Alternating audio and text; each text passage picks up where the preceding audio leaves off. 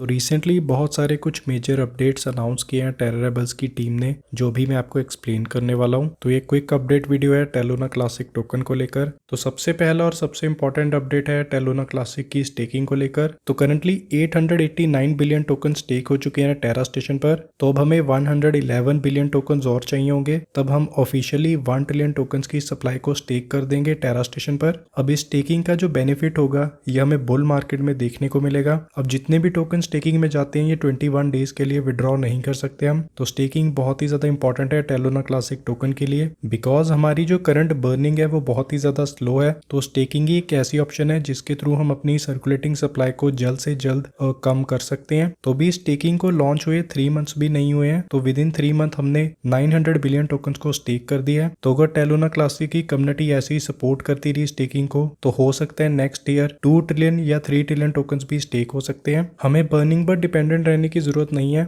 अगर हम 95% या 99% सर्कुलेटिंग सप्लाई को स्टेक कर दें तो टेरालूना क्लासिक इजीली $1 का प्राइस टारगेट अचीव कर सकता है। अब नेक्स्ट मेजर अपडेट जो टेरालूना क्लासिक टोकन को लेकर है वो डो क्वान की साइड से है। तो रिसेंटली डो क्वान ने एक ट्वीट शेयर की थी जिसमें उन्होंने मेंशन किया था यस लूना क्लासिक सपोर्टेड। तो यहाँ पर ये क्या कहना चाहते हैं, ये लूना क्लासिक और लूना 2.0 को ब्रिज करना चाहते हैं। तो हो सकता है आने वाले टाइम में जो लूना क्लासिक है वो लूना 2.0 के साथ मर्ज हो जाए या ब्रिज हो जाए। मेरे अकॉर्डिंगली एक ब्रिज ओपन करने वाले लूना क्लासिक और लूना 2.0 के बीच में। तो इसका बेनिफिट क्या होगा, जितने भी प्रोजेक्ट लूना 2.0 पर वर्क करते हैं वो सारे के सारे लूना क्लासिक पर शिफ्ट हो सकते हैं अगर वो चाहें। तो इससे क्या होगा, लूना क्लासिक का यूज केस इंक्रीज होगा, साथ ही साथ लूना क्लासिक टोकन की जो बर्निंग है वो भी इंक्रीज होगी। अब ये लूना क्लासिक को लूना 2.0 के साथ मर्ज करने वाले हैं या इसके बीच में एक ब्रिज ओपन करने वाले हैं, उसके बारे में कंफर्म इंफॉर्मेशन अवेलेबल नहीं है, लेकिन मेरे अकॉर्डिंगली एक ब्रिज ओपन करने वाले हैं दोनों ब्लॉकचेन्स के बीच में। बिकॉज नेक्स्ट मंथ 5 दिसंबर को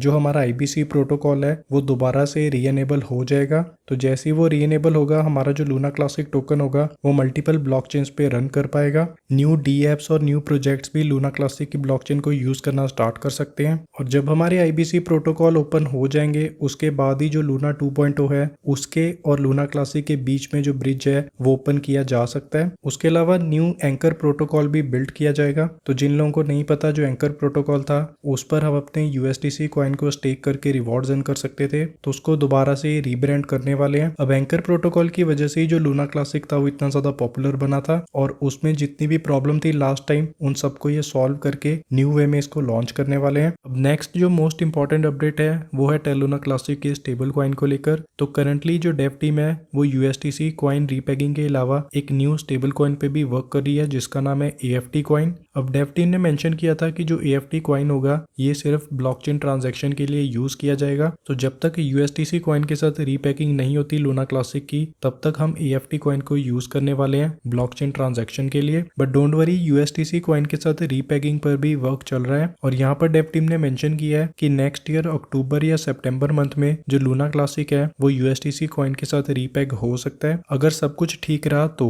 और रिसेंटली $4 मिलियन एलोकेट किए गए थे लूना क्लासिक की डेव टीम को डो क्वान की साइड से। तो कम्युनिटी ने डिसाइड किया है कि जब लूना क्लासिक की डेव टीम अपने प्रोजेक्ट्स पे वर्क कर देगी और टाइमली उन्हें डिलीवर कर देगी तभी उन्हें वो पैसे दिए जाएंगे। तो फॉर एग्जाम्पल अगर डेव टीम फर्स्ट वाला प्रोजेक्ट कंप्लीट कर देती है तभी उन्हें थोड़े बहुत पैसे दिए जाएंगे। उसके बाद जब वो नेक्स्ट वाला प्रोजेक्ट कंप्लीट कर देगी तभी उन्हें नेक्स्ट पेमेंट की जाएगी। तो उनको एक तरह से सैलरी दी जाएगी, एक तरह से रिवॉर्ड दिए जाएंगे जब भी वो किसी प्रोजेक्ट को कंप्लीट करेंगे। तो इससे क्या होगा, डेव टीम पर भी प्रेशर बिल्ट होगा और डेव टीम भी अच्छे से वर्क करेगी इस प्रोजेक्ट पर जब उन्हें पता होगा कि उन्हें रिवॉर्ड मिलने वाले हैं प्रोजेक्ट कंप्लीट करने पर। अगर by chance Dave team timely deliver नहीं कर पाती किसी भी प्रोजेक्ट को तो उस मंथ या उस प्रोजेक्ट के उनको पैसे नहीं पे किए जाएंगे। तो जैसा कि आप सबको पता ही है रिसेंटली जो FTX एक्सचेंज है वो कोलैप्स हो गया था। तो करंटली FTX एक्सचेंज का जो हॉट वॉलेट है वो 154 बिलियन लूना क्लासिक टोकन्स को होल्ड करता है। तो करंटली ये जो अमाउंट है ये लिक्विडेट होना स्टार्ट नहीं हुआ है FTX एक्सचेंज की साइड से। अगर ऐसा होता है तो लूना क्लासिक के प्राइस में हमें एक डंप देखने को जरूर मिलेगा, लेकिन अब यहाँ पर कोई घबराने वाली बात नहीं है। तो यहाँ पर न्यूज आ रही है कि जो बाइनेंस एक्सचेंज है वो शायद FTX एक्सचेंज के जितने भी बचे कुछ फंड्स हैं, मतलब जो टोकन्स अवेलेबल है उनको बाय कर सकता है। तो अगर ऐसा हुआ तो बाइनेंस एक्सचेंज बिगेस्ट होल्डर बन जाएगा लूना क्लासिक टोकन्स का। बाइनेंस ऐसा इसीलिए कर रहा है बिकॉज बाइनेंस एक्सचेंज नहीं चाहता कि जो मार्केट है वो और ज्यादा डंप हो FTX एक्सचेंज की वजह से। तो बाइनेंस एक्सचेंज